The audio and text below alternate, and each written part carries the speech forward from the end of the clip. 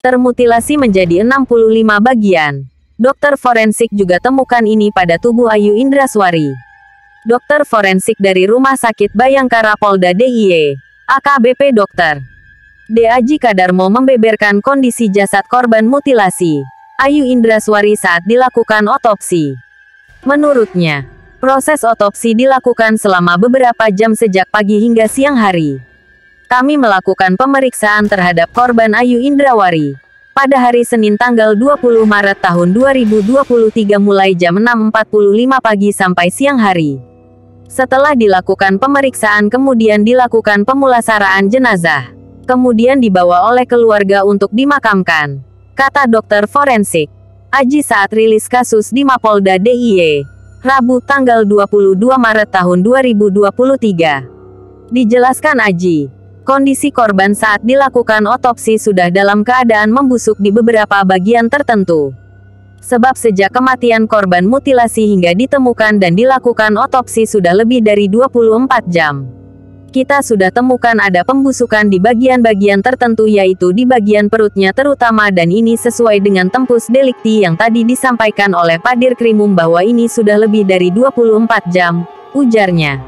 Aji yang juga menjabat Ketua Tim Bayangkara Forensic Medicine Center BFMC Polda DIY juga membeberkan terkait jumlah potongan tubuh korban.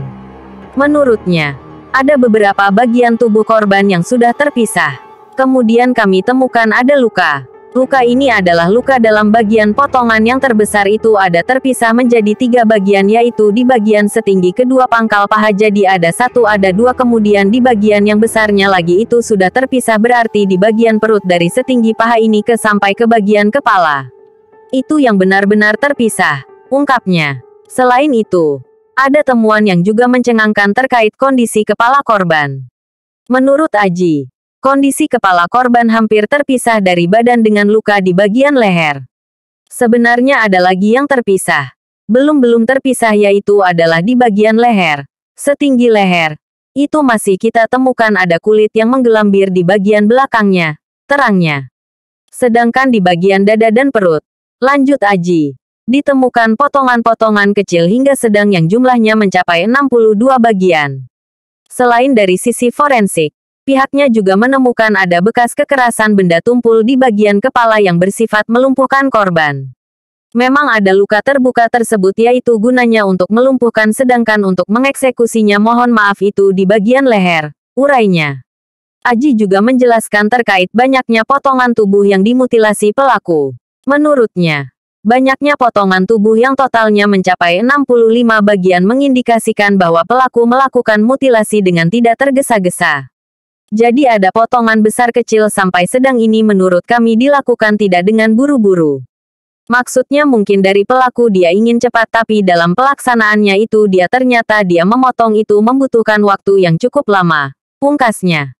Selain ditemukannya jenazah korban mutilasi, pihak kepolisian juga menemukan sepucuk surat yang ditinggalkan oleh sang pelaku. Begini isinya. Siapapun yang baca pesan ini tolong maafkan aku yang sering buat kalian jengkel saya pergi dari sini kita bisa ketemu lagi di penjara atau di akhirat. Maaf untuk uang biar Allah yang memutuskan. Jika ada waktu dan jalan keluar akan saya lunasi dengan cara saya sendiri.